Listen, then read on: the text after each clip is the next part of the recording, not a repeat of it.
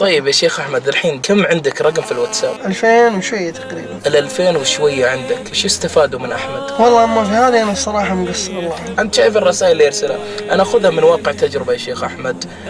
بصراحة عندي ذا الحين 2500 رقم أو أكثر، مسوي خدمة اسمها الرسائل الدعوية، لعل الأخوان يستفيدون منها. خدمة الرسائل الدعوية.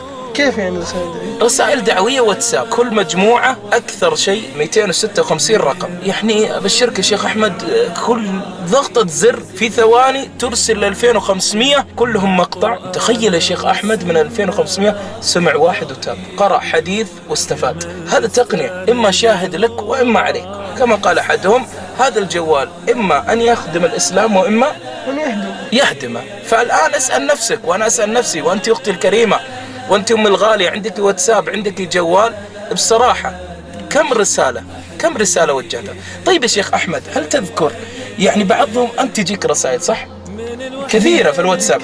طيب يا شيخ أحمد، هل يوم تجيك رسالة هل في رسائل تحرك قلبك؟ والله في أشياء تغير فيها. مثل إيش يا شيخ؟ يعني مثلا يجيك مقطع يتكلم عن عظمة الله، تعظم الله في قلبك، تستشعر ولو كنت يعني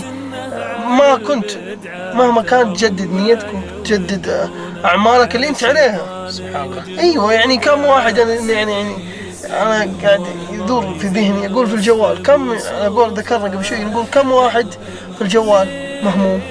صحيح. وكم واحد يعني يمر بضيق وهم ونكد، يريد رسالة، يريد واحد بس يقول له كيف حالك، فما بالك من يرسل له قال الله قال الرسول. يعني شيء صراحة يعني.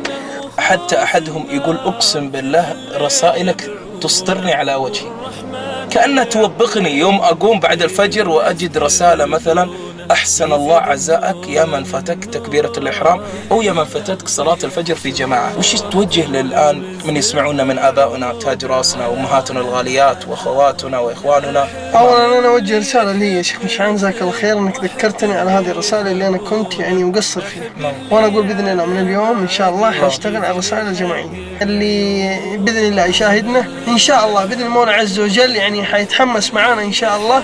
واجعل لي الجوال يعني وقت معين حتى ترسل هذه الرسالة الجماعية، نستفيد نحن ويستفيد المجتمع من هذه الرسالة الطيبة القيمة اللي أنت ترسلها. ويمكن ما تلقي بال لهذه الرسالة اللي ترسلها، والله عز وجل يطرح فيها قبول ما الله فيه عليم. فأنا أوجه لكم رسالة: هذا الجوال إما تستخدمه في خير وإما في شر. يا مشايخ، يا علماءنا، يا طلبة العلم، يا دعاتنا، كم من مهموم يحتاج رسالة منك، وكم من مذنب يحتاج أن تفتح صدرك له ويخرج ما في صدره حتى تفتح له باب الرحمة وباب التوبة الذي مفتوح، الذي فتح الله سبحانه وتعالى، وتعلق قلبه بالله وتعطيه الأمل في الحياة.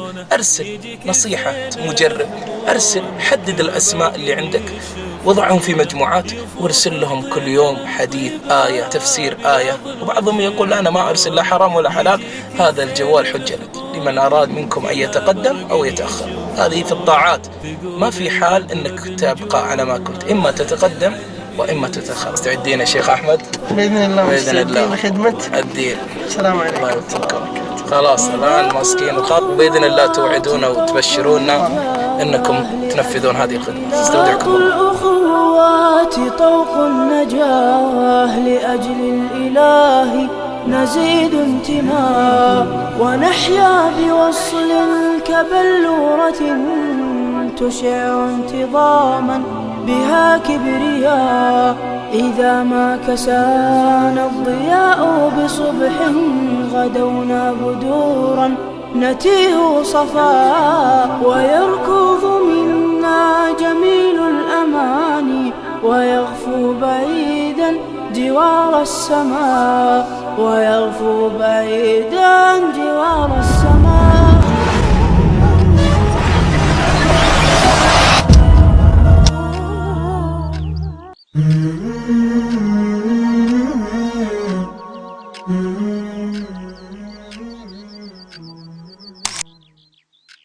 إذا أردت